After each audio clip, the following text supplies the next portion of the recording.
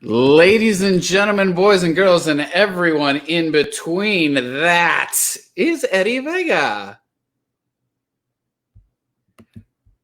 And I couldn't hear you, Eddie. Try one more time. Muted.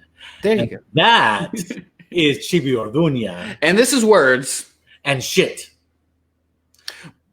which is brought to you by Write Art Out and the Blah Blah Blah Poetry Spot. This show where you get to know the person behind the poetry. Now, Eddie, riddle me this. How many days of virtual teaching does it take for Zoom to crash nationally? Oh, apparently one. But see, here's the cool thing. Well, one of my frustrations at school is that we switched out of Zoom and we moved into Microsoft Teams. Oh, I like Teams. I used to use it in my corporate world. Yes, well, that's cool, but I had never used Teams, so I was like, why do they change stuff on us, you know? But on that day, we were fine when everybody else was crashed. So yeah, the majority of my friends are teachers, and so I saw that shit all over social media and was like, "Oh, bless y'all's hearts." Yeah, I couldn't relate. I saw it afterwards. I'm like, well, I guess it's the quarantine version of a snow day. That's what I heard. That's what who was that said that? Steven from New York. he wrote that. I reposted that for him. I can't remember his name right now, but I'm gonna look that up at some point and then give him credit for doing that for us and giving us that idea of a snow day. And you are in the thick of it, are you not? I am totally in the thick of it. Matter of fact, yeah. I had this interesting exchange today. We were talking about names, and one of the girls, one of my students says, "Didn't someone name their daughter Apple?" And I said, "Yeah, I think that was Gwyneth Paltrow." And they're like, "Huh." And then another girl says, "Oh, you know what? I heard that one lady who plays Tony Stark's wife in the Marvel movies, like she named her daughter Apple." And I was like, that's Gwyneth. That's Gwyneth Paltrow. Oh. I mean, that's what you get for teaching high school aged girls, young women of the high school age. Yeah. But there's a whole nother demographic of children out there that I can imagine are a handful to handle in the virtual world. And all month long, we have been focusing on educators of different sorts. And I'm so excited to have an educator in the elementary realm come and join us today. Eddie, tell us about our guest tonight. I am so excited to bring on my compatriot, I guess you could say, in the big world, Mr. Big Mike himself, who is referred to as Big Mike on the stage and Mr. B in the classroom. He's been teaching for 25 years, 25 plus years, currently a third grade teacher in New Jersey. He started performing spoken word poetry in 2002 and was a member of the 2005 Nuyorican Poetry Slam Team. He's been on HBO's Deaf Poetry, hosted by Russell Simmons. And he was the 2008 Southern Fried Individual Poetry Slam champion. He's also been the recipient of Jersey Poetry Movement Spoken Word Pioneer Award in 2018.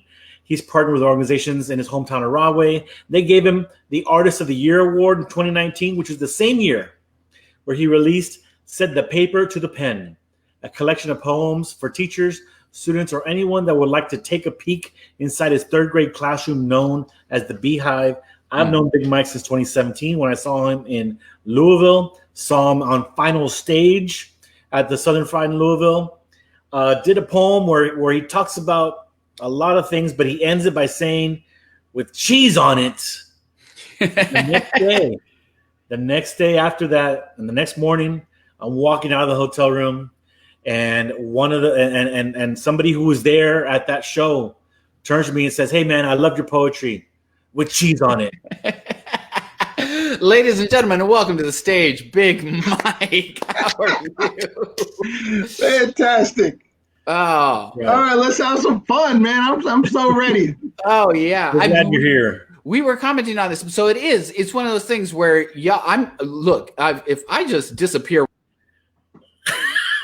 facts. It's like I just need the brown, man. I just need the brown going here. Ooh, one of you is the doppelganger of the other. You are either the white doppelganger of Eddie, or Eddie is the Mexican doppelganger of you. But I think maybe I'm because he's much more famous than I am, so I'm gonna say that the Mexican version. Eddie, you're the doppelganger. Yeah. This is even closer than like Vincent Cooper or Edward. Like without it. Yeah, no. I'm just gonna start calling myself White Eddie Vega. Yes. Oh my God, like White Dante. Yep. So, yeah. I'm sorry, I can't stop doing that. All right. No, we are so excited to have you on here. We have no idea what this is going to be because you are known to be quite unexpected, for lack of a better term. I'm going to be on my best behavior. No, we don't want that. Is it because you have to? No, my wife's in the other room. She's not paying attention. I'm good to go, baby. She's not even watching. There you go. All right. So before we hand it over to you, just a quick comment to everybody that is watching live on Facebook. Use the comment section. React to the poet. React to the conversation. Ask your questions, because if you ask a good question, we're going to ask it, and he's going to answer it. Maybe. That's up to his discretion. So yeah, use the comment sections. Be part of the conversation. That being said, let's start the show off the way we do every week and just hand the show over to you, sir. And please bless us with your poetry. Boom. For every president at every network, this is a public service announcement. I will not be exploited. I will not stand here, take my shirt off, step on your scale so you can devalue me.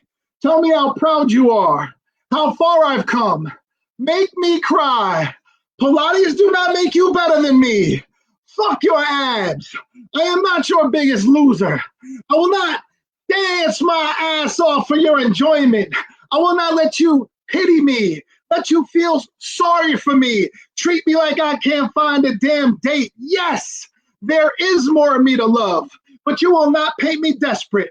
Losing weight is not a heroic act. It is a choice. So do not draw me as a deaf poet with a food addiction that writes to shed his pain, because society has made it so difficult for me to shed my weight. I am not a food addict. I am just a guy that likes to eat a lot. I have no excuse. Wendy is my bitch. I love eating her. I will not tell you I have a thyroid problem. I will not tell you my metabolism is slow. I will not tell you I am husky, big bone, pleasantly plump, or just a tad bit round. See, I will not deny my size. I know the health risks. I am big, not brainless, and maybe, just maybe, I don't give a fuck. I know I sweat for no reason. I am always warm. Strong winds can never knock me down, and I float. But I survive in the eye of the storm. See, it's easy to take advantage of this fat high school kid that wants to be made. The chubby girl that thinks princesses don't have asses this big. Fuck your fat camp. How many teenage girls have you destroyed? How many teenage boys are locked in their room eating ring dings, wondering if they're ever going to get laid? From Maury to NBC, Fox to TLC, you want women to think it's beautiful to be a size 0, but you are wrong. Skinny chicks get swine flu first. And the cooties. Pass me the remote and give me your power. I said, pass me the remote, give me your power. I will inject Twinkie cream into the ass of every bony-ass bikini-clad model / musclehead, ending their narcissistic ways. Fuck your mirrors. Just because we're fat doesn't mean we have low self-esteem. Just because we're fat doesn't mean we don't have any standards. It doesn't mean we automatically date other fat people. It doesn't mean we need the pity of your network. Fuck your ratings. I am not your butterball buffoon willing to put a Burger King carrot on my head, tie a box of Captain Crunch cereal around my neck, and yell chocolate cake. I am the most gangster Pillsbury Doughboy you will ever see. Try to poke my belly. Come on, just try to poke my belly, and I will break your hand off, ball it up in a fist, and knock your narcissistic, condescending ass right the fuck out. And that's the truth, with some cheese on it.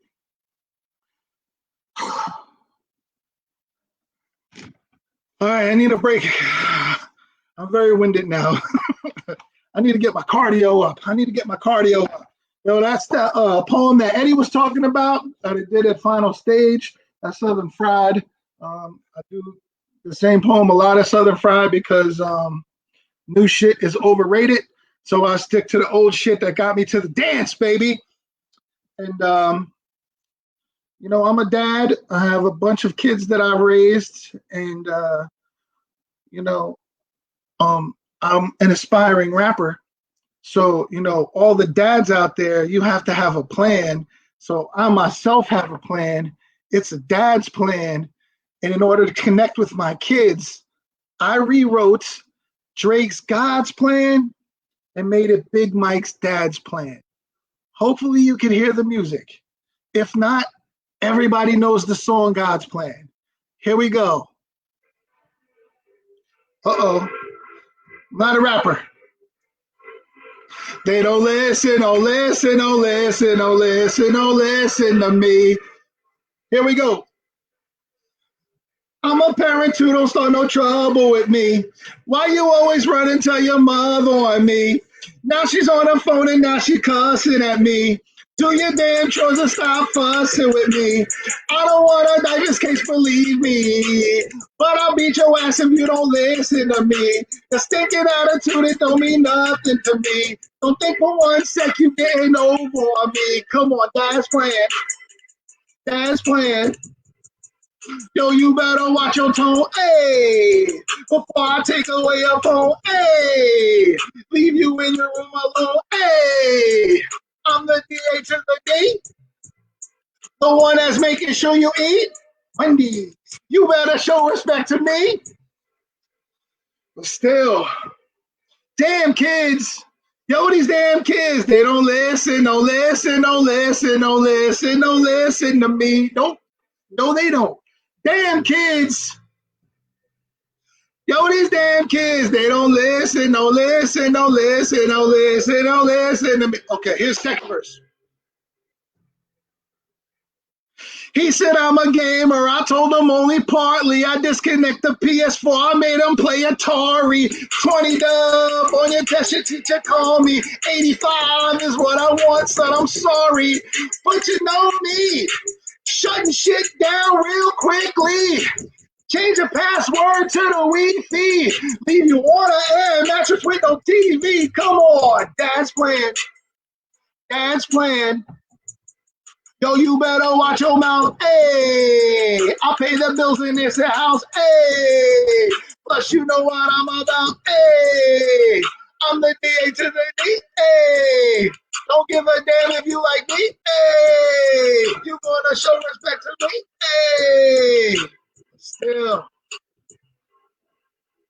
Damn kids. Yo, these damn kids, they don't listen, don't listen, don't listen, don't listen, don't listen to me. No, they don't. Damn kids.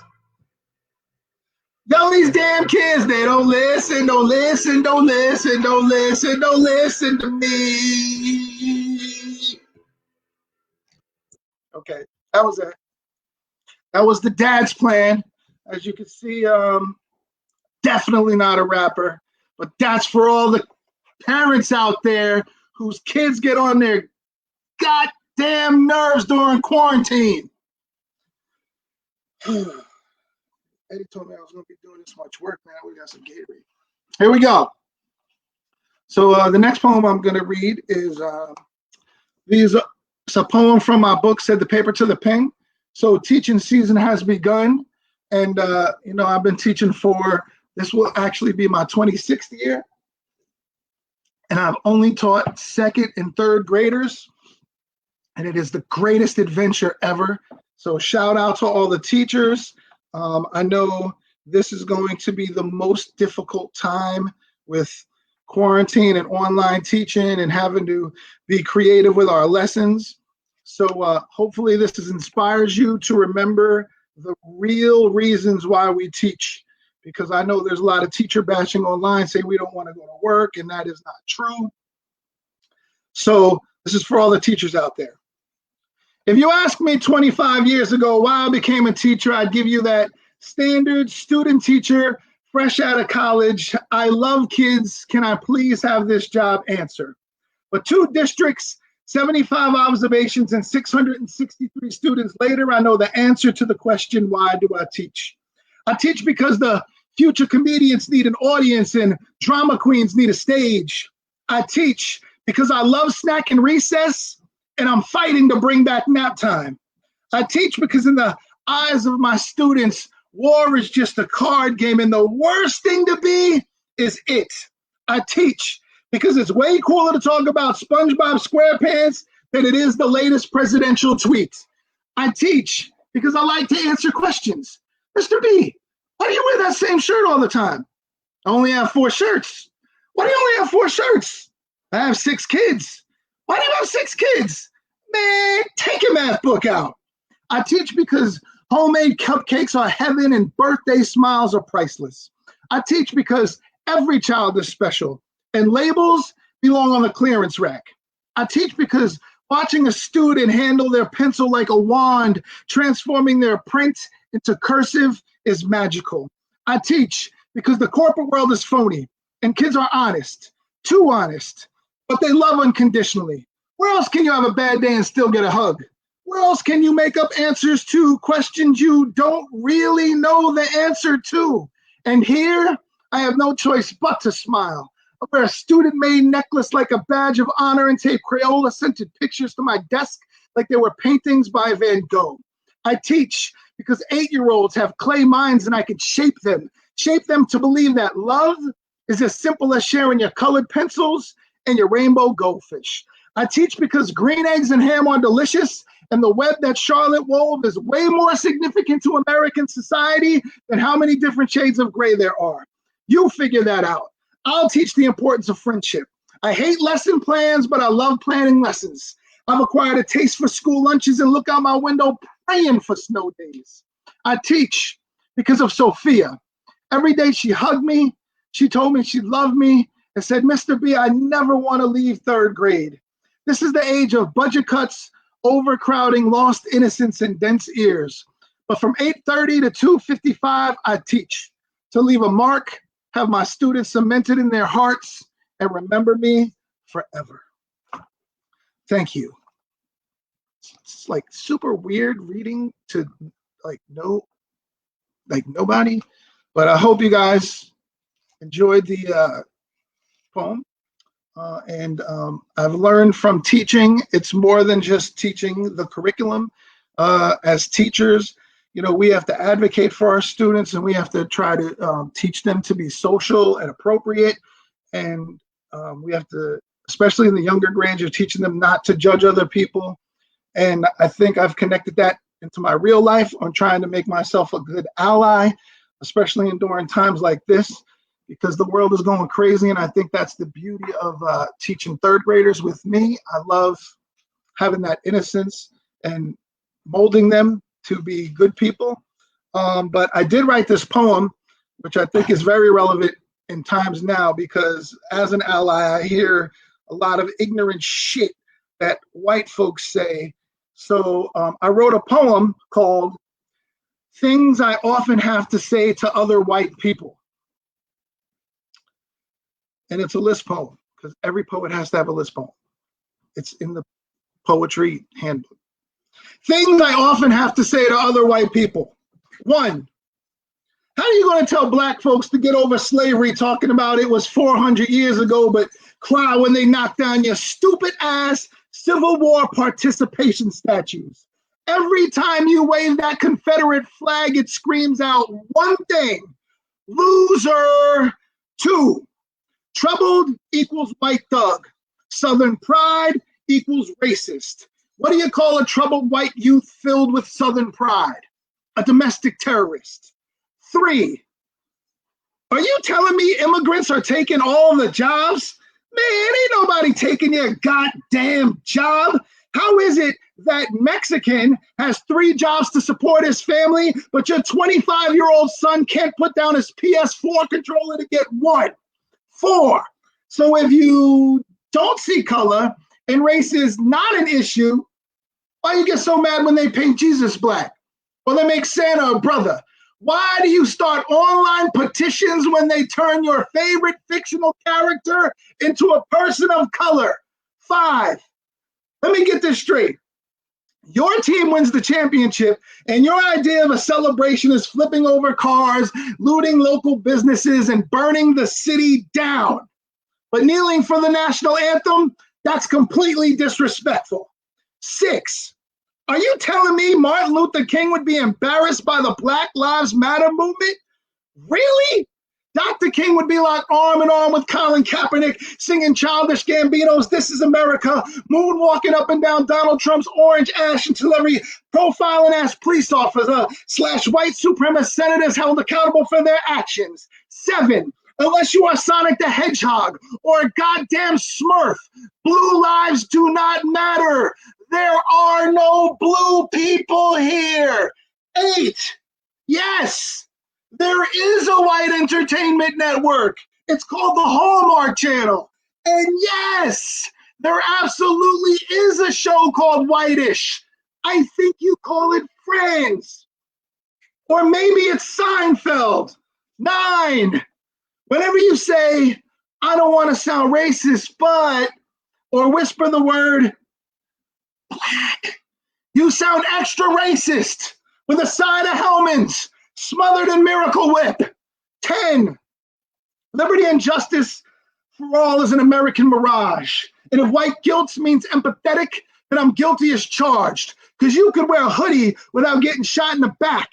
And you could eat Skittles without getting shot in the back. Tell police that you're armed without getting shot while your kid sits in the back. Our skin is a privilege. We were born with it. It doesn't make our lives perfect. It doesn't mean we're lazy assholes or bad people. It means we were given a 25-point lead in Game 7 of the NBA Finals before tip-off, and we got the ref in our pocket. So just fucking acknowledge it. It's not personal, but keep your pale-ass point of view to yourself.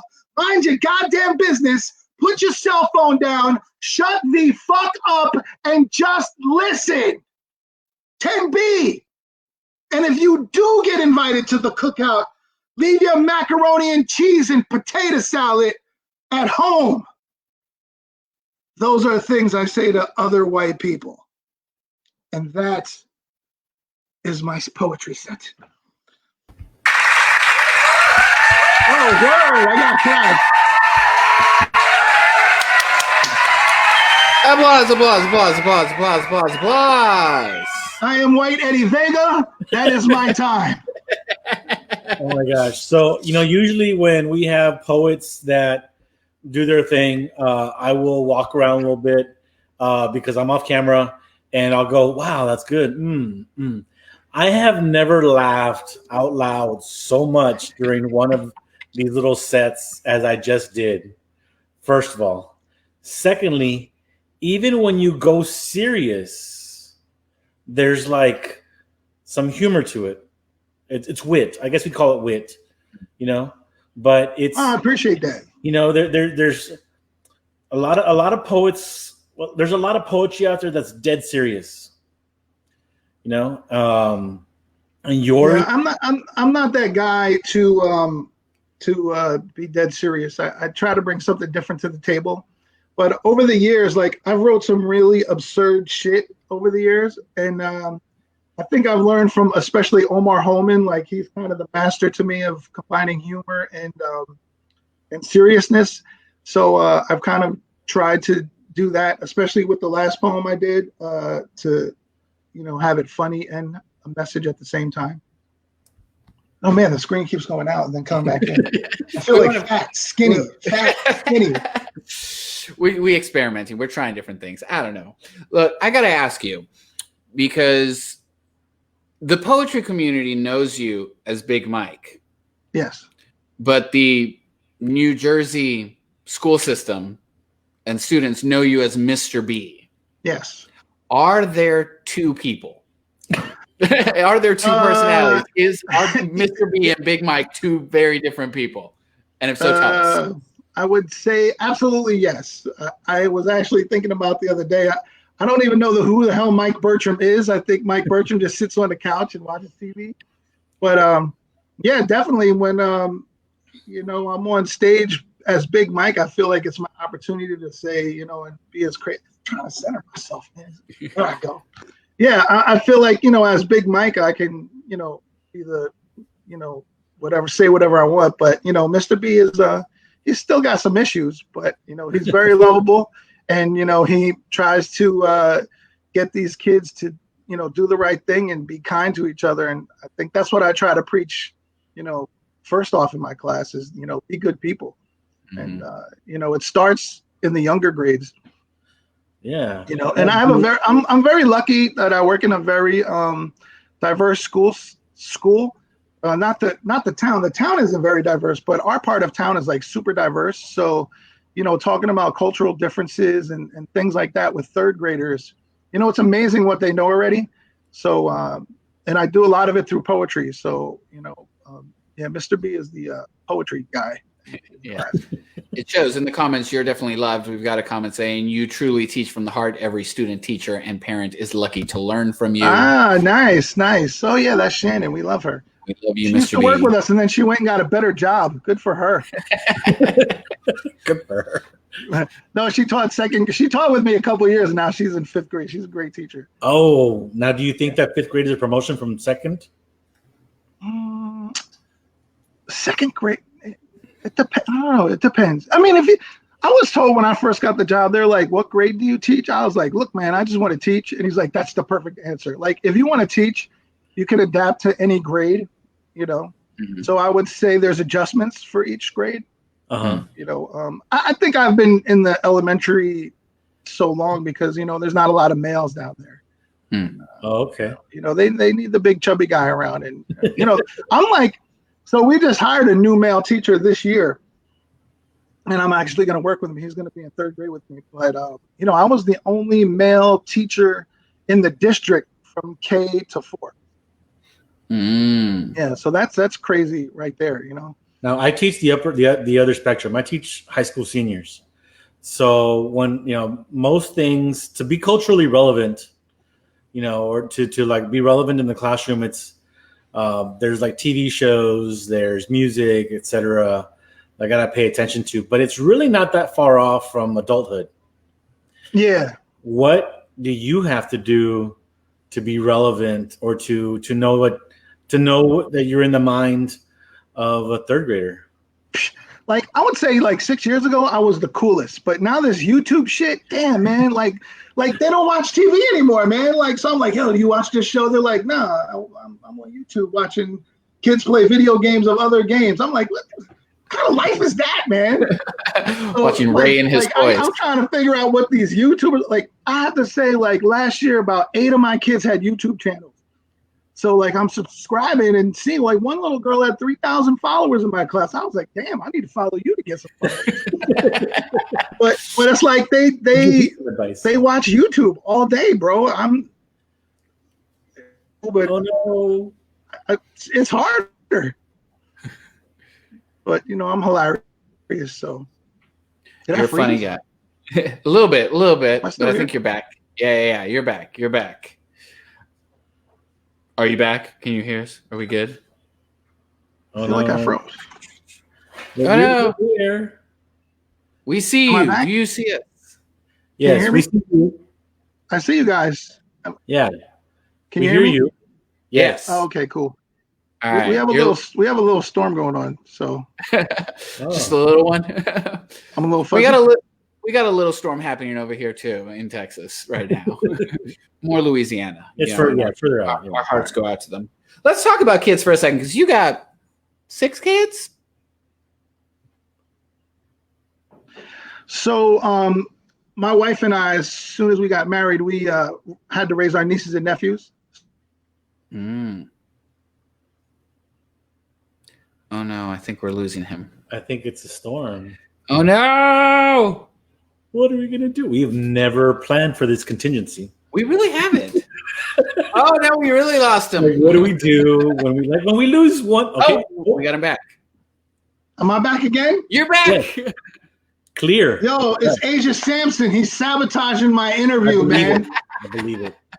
Asia Sampson is like some fucking hacker. He's sabotaging, or Hensbo, somebody. Or Roscoe, because it's his birthday, he wants people to pay attention to him and not me. Okay, wait, because you just name dropped a few people, and before we get onto the subject of your kids, you did a show recently called Daddy Issues, which is not as fetishized as it sounds. It was you, Wally B, Roscoe Burnham, Asia Sampson, and Blues, right? Who are all poets and are all fathers. Right. And I just finished watching it like an hour ago, and you're right. It was hella fun. It was a fantastic hour and a half of poetry and commentary. Can you talk a little bit about that show and why it meant so much to you? Oh yeah. So when we go down to Southern Friday, I met Blues in probably 2004. So we're like, we have the most experience with our kids, but we've kind of always talked and commiserated and told crazy stories.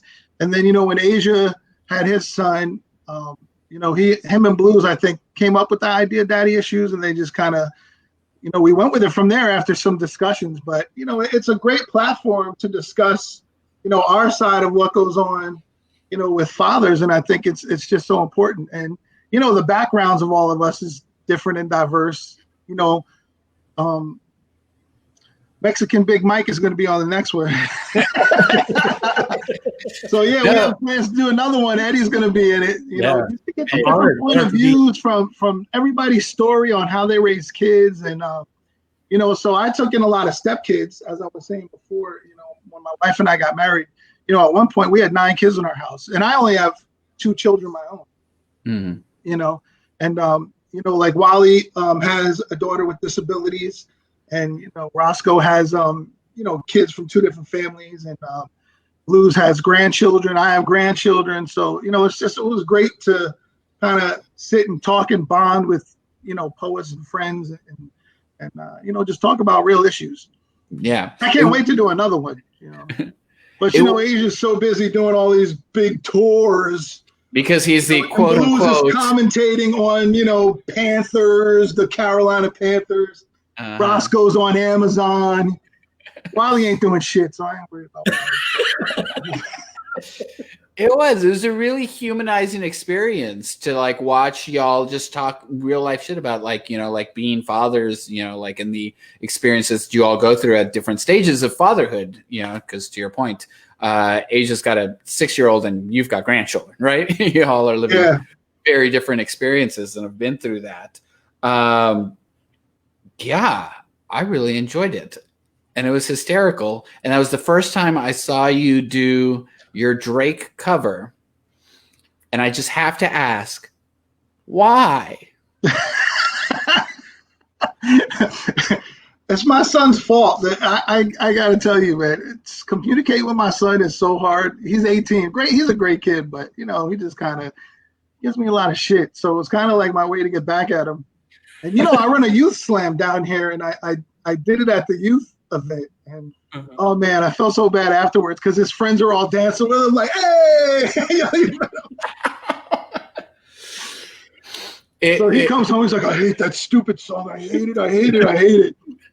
Now, how about the parents? How did the parents react? Oh, man, parents love that shit. Parents love it, man. It's true, man. It's true. It's all true. Take away these damn kids' phones. Oh, my God. The Atari line. The Atari line got Frank Hicks on here. I saw that. It got me too. But yeah, do you ever encounter parents who have seen your videos, or who, because your students probably wouldn't run into them? No, I honestly haven't.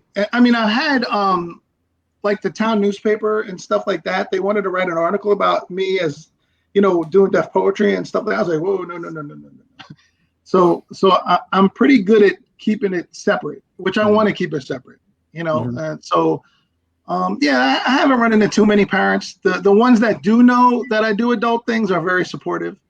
But I do so much for the kids in town, trying to get them to, speak up for themselves. I think, even if they found out, it's just, kids don't want that or whatever. It's hard because, as a teacher, you're also a human being.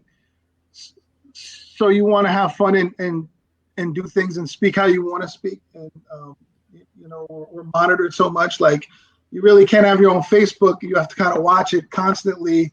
We're told like they can go into our Facebook and look at everything, and just to be extra careful. And in a way I understand, but in a way it's difficult because we're held up here and we're not respected up here. We're held up to this standard, but they look at us like down here, and then they crap all over us when they can, and it's kind of frustrating. Yeah. I mean, especially in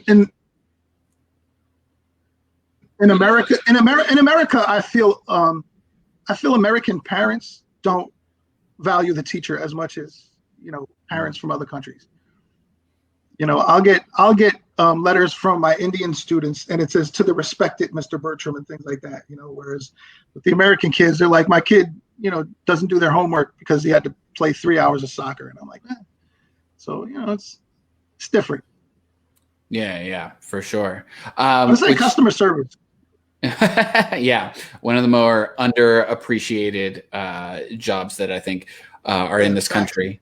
It leads me to wonder. So you've been teaching for 25 plus years at this point. What are some of the standout moments that you have as a teacher that have kind of like stuck with you through the years? Oh man, there's so many, man. Oh man, I got so I was in Irvington, which is the inner city here, for a while. It's right next to Newark. So I did my first 7 years there, and I had one kid told me he was Stone Cold Steve Austin. He was gonna whoop my ass, and then he punched me in the face, and I was like, "Damn, this kid just punched me in the face."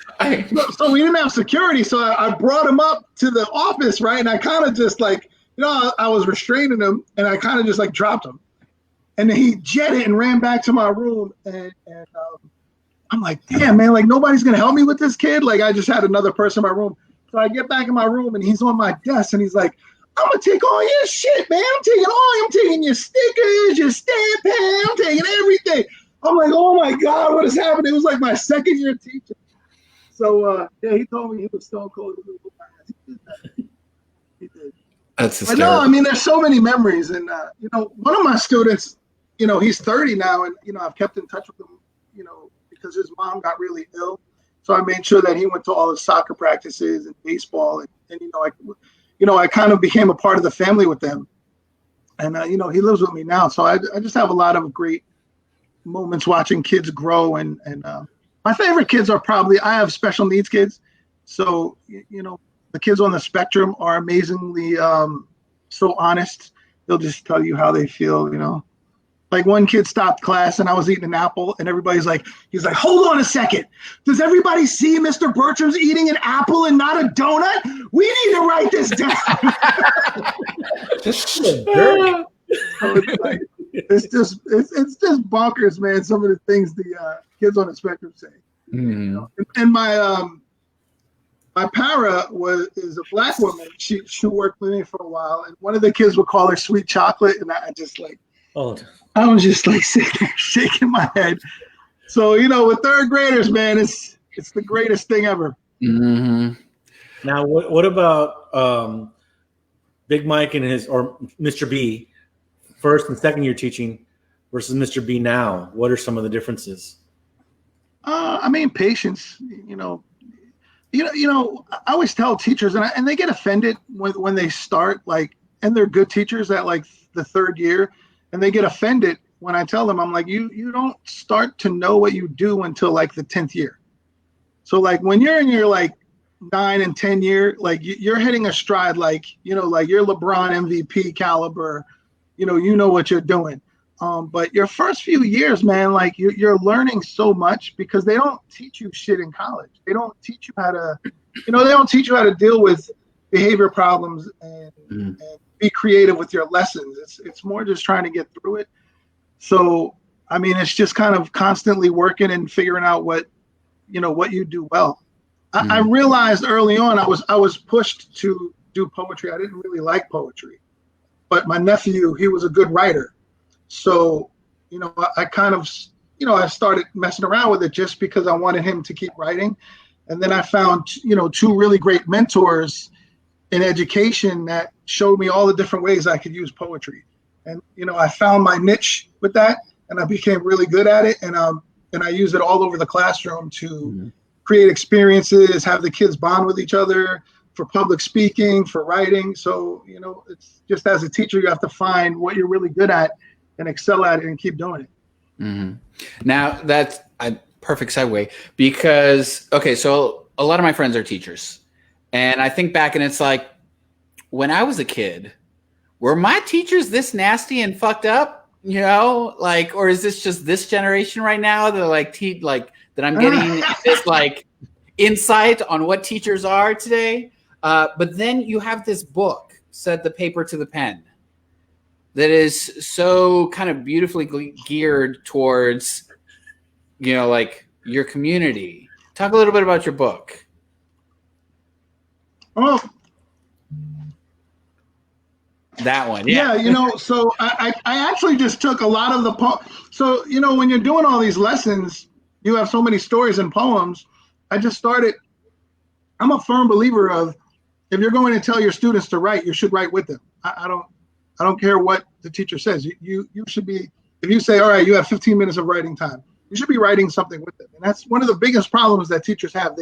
They're so worried about, oh, I'm not a good writer, this and that. The shit don't matter. Kids will adore it anyway, because they'll see your example. So a lot of it I just did from my lessons, writing with them. Mm-hmm. And I was trying to figure out what my audience was at first. I was like, do I want a kid's book or do I want a book for teachers? So I said I want both, and I tried to put poems in here that teachers would appreciate, that they go through, and I wanted them to read it to their students.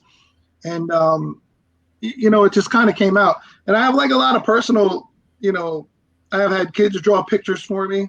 My boy Logan, he drew up.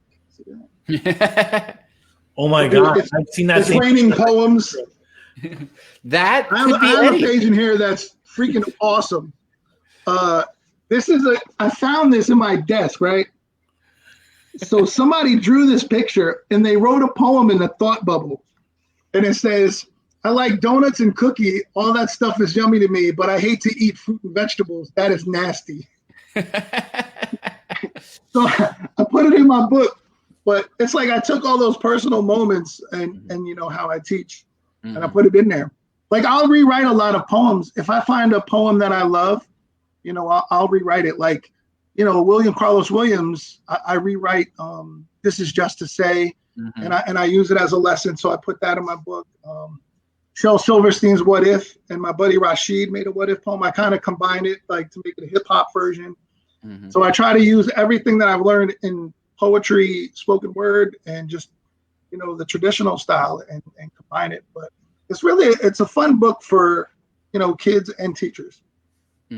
I think a lot of people have been asking me to do a lesson plan for it. I probably should have done that along with it, but it's not too late, but it took me 25 years to do this. I was lazy as hell. And everybody's like, when are you going to do your next book? I was like, this one took 25 years. Now, I went on and I saw because you have Mr. B Poetry on a YouTube channel, and you have some of your lessons on there. This Is Just to Say and the What If ones are on there. I went on and watched them. And I think a lot of teachers now are having to convert to this pre-film your lessons, send these films out to your students, from, K through 12 and up into college, which is just like doing poetry to a screen is weird. I think teaching to a screen is weird, but you do it so effortlessly is the way that it came across in those lesson videos. What, they're funny, they're interactive, and you just seem, calm as a cucumber in it. What's your secret? Man, that shit was hard as hell, Chibi. It doesn't show. It was when you're talking to a screen, you're like, what the hell? You feel like you're just rambling. So I eventually just did 20 minutes and I chopped it down. And I was trying to do it my daughter watches YouTube all day. And I was she was kind of like my editor. I'm like, how's this? She's like, that's boring. This is boring. So I was like, man. So I went on Canva and I just started Googling transitions and how to drop in images because, I'm thinking I want them to pay attention to the poem, but if I don't have any sparkles with it, they may not pay attention to it. Because again, it goes back to what I want. I want teachers to enjoy it, but I also want students to enjoy it. I don't want just to do something for teachers. I don't want to just do something for students. I want there to be like a joint, effort there. Yeah. But I also have a lot of creative friends. Like Rob Hilton was in one of the videos, and Tony Jackson was in a video I did for Poem in Your Pocket Day, and people like that. They inspire me to keep making lessons. But I did get good feedback, which makes me feel good, and I know I have to do more, and I do have some ideas. But yeah, it's a lot of work. I have to get better at it. Yeah. I need like an Asia in my life just to sit there and help me edit it. Well, the sound effects and the animations were great. They really were just the icing on the cake. Yeah, my favorite part is when I take the little YouTube clips and I just throw them in. I don't even know if that's legal or not. So. Oh, well, speaking of that, actually, because someone is asking about how you attribute poems to another poet, like you talked about the William Carlos Williams stuff. Do you think that is, what's the difference between stealing and admiration and I guess attribution actually is what we're looking for? So like if I was to do that all the time in my own work, I probably, would. I always tell the kid the difference between inspired by, like you can read something and then write that same type of poem that's completely different. So this is just to say is one of the lessons, I use because, with third graders, especially young writers, they have to see a good model. Mm-hmm. You know what I mean? So it's like, I'll show them this old model from William Carlos Williams. And I'm like, he wrote this like however many years ago. And they'll be like, wow, that's a long time ago. And then I'll do my version of it. And I'm like, look, if I can do that and he can do that, then you can do that. So, I hope it's not considered stealing. I would like to think it's more inspiration. And I always credit the people that I'm inspired by. But to me, it's like I need that model for these kids to learn how to write.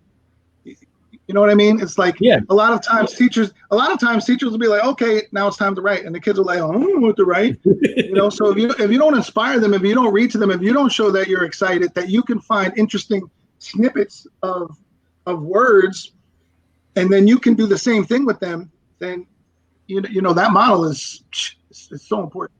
Yeah. And I do have a few in here that I model after.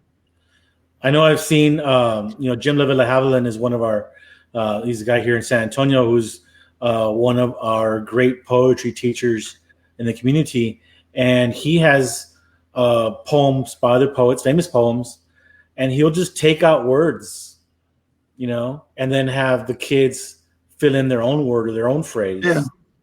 Kind of like a Mad Lib, for poetry. Yeah, that's a good idea too. Kind of like a jumping off point, but it always attributes the poet. It always attributes the original poem. And I think that's probably the key is if you just say it's your own, that's one thing. No, yeah. I always say it's inspired by or something like this. And even in a case where my one friend, in the back of my book, I have it's a poem called I forget what it's called. So You Want to Be a Poet? Like my buddy did the Mick Kumari. He was on the Nuyorican team. Like he did the poem for adults, and I called him. I was like, Mick, I just want to rewrite your poem for kids. And he's like, oh, I don't care, man. I was like, cool. So it's just like I don't really necessarily need it for me. I want it so these kids have a good model. Yeah. And I don't. It's not like I steal any of the lines or anything. I'm just like kind of looking at the conceptual aspect so that they can do something similar. Yeah, because it's really hard to motivate the third graders. Yeah, I was going to say, especially for youth, sometimes they just need something to get the juices flowing, and I've used that same, this is just a say poem in workshops all the time. And it's just kind of like, that poem is perfect because it is like, here's the structure, A, B, and C, right? Now go create your own scenario and A, B, and C it, and create your poem. It's. If you think about What If from Shel Silverstein, it's just talking about repetition and questioning, So, we do the same, same thing with that. Yeah. First of all, great teachers and great poets steal from each other. I don't give a shit what anybody says. You know what I'm saying? How many times do you see the same type of poem and tell me I'm lying? Well, you just said that we have to have a list poem. My conversation with white people. 1.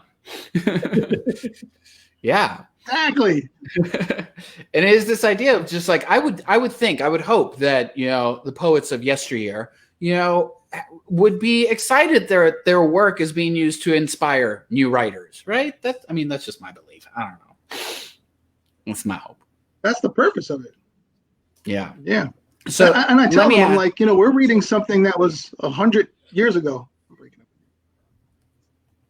No, you also said new shit is overrated. God damn it. New shit is completely overrated, bro. Hensley always messes with me about that. He's like, you're going to do the same poems from 2004? I'm like, hell fucking yeah, I am. That shit works. That's a 30, son. Yeah, Amir Safi gives me shit. Just saying, they like, new so you bullshit for the features, all right? No, ain't nobody trying to slam with some new shit. What's that? Ain't that the truth? Ain't that the truth? Jimmy gets accused of doing 3 poems a year, or writing like 1 poem every year. So that's what I think that's what he's referring to. So he's in your camp. That, Jimmy, do they get you paid? That's all that matters. That is all that matters. They ain't that the truth. Now let me ask you, because like I said, I went on your YouTube channel, I went on your webpage, I did some research, and I have to know, what is the deal with Miss Lair?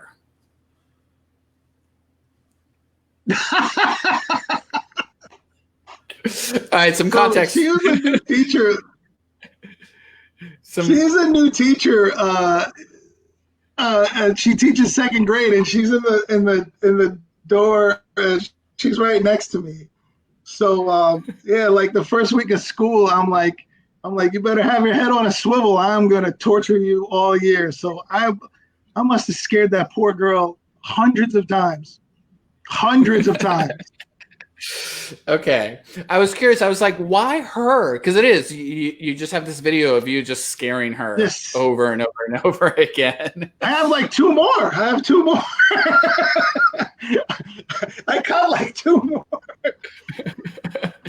Oh Lord, no! It's let me tell you, on April Fool's Day, my principal, he got me, Miss Lair, the union rep, and the superintendent on a Zoom call, and they were trying to make me feel like that I was about to get transferred because of my harassing her and always scaring her.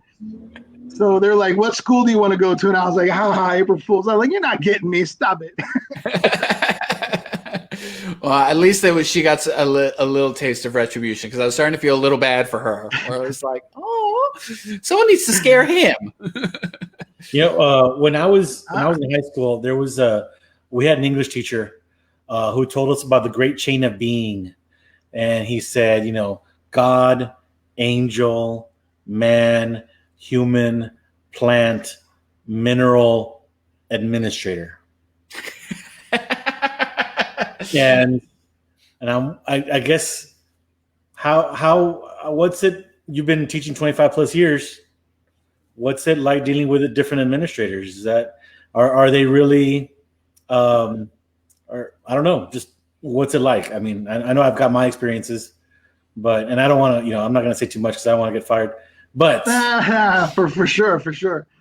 When I was in Irvington, man, they had such a high turnover rate. We had like 7 principals in 6 years. It was crazy. Man, this thing's hard. My stupid thing keeps cascading. I've been fortunate to have some very good principals. Yeah, because it sounds like then I had one really, really horrible one, and you know, she threatened to get rid of me and stuff. And I looked at her one day. I was like, "I'm gonna be here longer than you because you're not very good at what you do." But yeah, I kind of teetered the line up. Yeah, I get. Oh man. For the most part, we got like 95% of that. Comcast sucks, bro.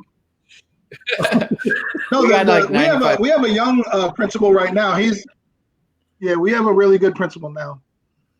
But yeah, I only had one really nightmare of a principal. She was really bad. Like I did a poetry open mic for the youth in the school. It was just for the school. It was like a grades 3 to 4 poetry club. We had 200 parents there and 50 kids participating. It was seamless. And then we had a lot of kids. So the next day she wrote me up because I didn't do my lesson plans. I was like, man, you are so glad that lady got fired. But she's not going to. So. All right. And I have heard that from other teachers in other places around who say to themselves, I'm going to outlast you to somebody who's kind of, passing through in some way. And, teachers stay. Mm-hmm. And Mike's staying in one place right now. Mike is frozen right now. Let's see if we can get him back. Nicole never bothered him anyway. Oh Lord. We'll edit this out of the podcast for sure. But on the live show, it's a little different. I think Comcast. Oh. Now we totally lost him. We have lost him entirely. Folks, I am deeply sorry for Mike's terrible internet connection, but he is back. Yay! I swear somebody's hacking me. Asia. It's either that or it's because I just told the inappropriate story about an administrator. To those people who don't know, Asia is a person. Asia Sampson. We are not saying the country. The continent is hacking us. We're not saying we've got Asian hackers. We have Asia the hacker. Asia the hacker.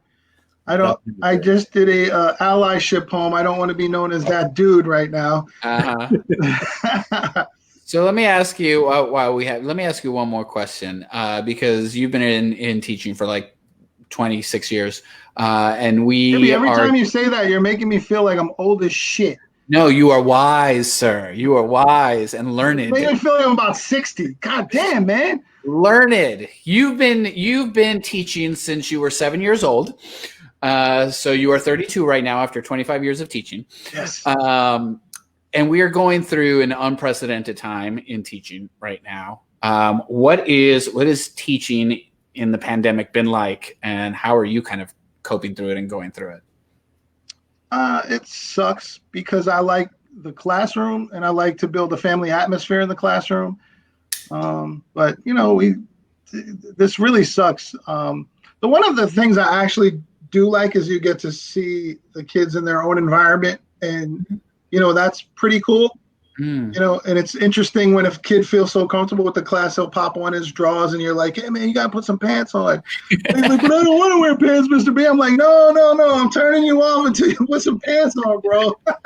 If I gotta wear pants, you gotta wear pants. Yeah. So I mean, it was kind of funny. Like, it was cute. And the kids I have a good class. My kids just always got along because once you create that environment, they're friendly with each other. They want to be around each other. So I didn't have a problem with attendance or anything. And the kids that did disappear, they would come back eventually and tell me what they were really doing. Like, I had my boy Saul, so he's the only one in his family that is fluent in English. And he's got like 3 siblings. He's got like 5 kittens. He was a mess. But like we would make him stay there, and he would disappear for like 2 hours. I'm like, Saul, what happened? He's like, I just went out to go catch some Pokemon, and I figure I'll come back, and then maybe I'll catch up with my work. I'm like, oh my god. So it was like, it's like stuff like that is awesome. Yeah. And then you have the kids like they do their attendance and they didn't ever come back. But oh my gosh, yeah. This is going to be more challenging starting the school year. I didn't start yet, so I don't know how it is with you, Eddie. But damn, I'm sitting here thinking like, even getting 8-year-olds to log on the correct way and get them to their websites. I mean, I might not make it. What I've noticed that I made it in March. It's a little bit more strict now, I guess, than when we were in March. We were like, okay, they got to check in like twice a week, and et cetera. And then one of the things that was interesting is that you would take attendance at the end of the class because you'd check their you as you're shutting down, you notice that some of the cameras with are shut off, and they're not. I can't hear a word you're saying. Oh, okay. I'm sorry. Mike, we're losing you I didn't hear again. anything. No. Anyway, Man, I'm saying my students are right now. We're in synchronous learning, where the class has to meet at the same time, where we don't just like give it and broadcast it or record a lesson and then have them pick it up later. We're all meeting at the same time, and that's a little bit different. And I work at a private school. My students are in uniform for at least the part that we can see, like their uniform top at least. But you're at an all-girls school too, right? Right. Yeah. So, and they were told that, and it kind of like does give them a little bit more structure, I guess, because they're going to school. They're at home, but they're going to school. Interesting. Dude, I would be so mad if I had to wear a uniform at home. Right? Absolutely. I'm not checking to see they have to wear ties normally. I'm not checking their tie. I'm not checking their lanyard. I'm like, oh man, you'd be such an asshole if you did that. Oh man. I thought about it. Don't tell me you're that guy, dude. Don't tell me like, yeah, violation, uniform infraction. Not right here. Not virtually. Absolutely not. Well, Mike, this has been a phenomenally entertaining and insightful conversation. I appreciate it. I'm sorry for the bad internet connection. I don't know these things happen. Make up for it, though. Well, but I gotta tell you, my plain background is really annoying. Like I got this blue paint. Like Chippy, you got all that sweet. You definitely look like you're from Texas, man. That's amazing. Boom. Oh, and you got some. You guys have cool backgrounds. I got like a water cooler. Hey, at least. You have a water cooler. I have a bar. We have priorities. You have a pool at home. We don't have pools at home. Oh my God. I got a brand new deck. Oh, it's the greatest thing ever. It's got lights on it. It's just Trex deck. I extended it. It's kind of like when you were telling me like you did a poem for your friend. You said, my deck. That's how I feel. Like I'm overcompensating. Like, look at my deck. That was a private conversation. My deck is huge. My deck is glowing. You should know nothing is private when it comes to Big Mike. There's a whole thread. I sit in the pool and I look at my big glowing deck. On a deck, yes. New deck. Oh no, yeah. Well, Mike, while we still have you, will you do us the honor of closing us out with one more poem? For sure. And thank you for having me on. And my book is available on Amazon.com, or you could just message me, go to my website. If you want to message me or DM me, Mike Bertram on Facebook, please do so, and I'll give you the details. But this last poem is not a Democratic poem. It is not a Republican poem, nor is it an extreme right or far left poem. This is a very simple, fuck Donald Trump if you voted for him poem. I mean, you say he's a horrible person, but you know your ass is going to vote for him again. Fuck you poem. This is that if you support the ideologies of a white supremacist, then yes, you are a racist poem, and a homophobe, and a xenophobe, an Islamophobe, and an anti-Semite, and a fucking sexist too poem. This is that poem that states there are no fine people that protect gun-toting Nazis. The fuck your 401k poem. Because if you care more about the economy than how people are treated, then you're just a piece of shit poem. It's that poem that asks, how do you hate immigrants when your pumpkin spice Cheeto-dusted president married a fucking immigrant poem? It's because she's not brown poem, likes her pussy grab poem, keeps her mouth shut and knows her role poem. Not like Kamala, not like Ayanna, not like Alexandria AOC Cortez. How the hell are you going to tell them to go back where they came from when they were born here poem? Dumbass shooting paper towels into the crowd like Steph Curry, but doesn't even know Puerto Rico was part of America poem.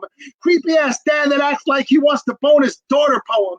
If you are a woman and voted for Trump, I don't want to hear shit about #MeToo from you poem. Stupid ass serving McDonald's at the White House poem. Pass that bitch the straw so he can chug some Clorox poem. No fucking class poem. Incompetent lion ass, narcissistic cyber bully, spoiled, spite-filled reality TV, illiterate ass with the vocabulary of a kindergartner poem. Sorry to every kindergartner I just insulted in this poem.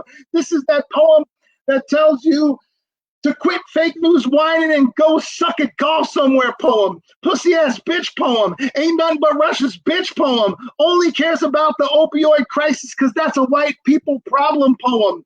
Thoughts and prayers ain't stopping these mass shooting poems. Motherfucker, say the correct city when you address it poem. Don't smile and give a thumbs up after a fucking massacre poem. Ego bigger than Bigley, so you know he doesn't give a fuck poem. If Obama said one thing your boy has done, he would have been impeached after the first tweet poem.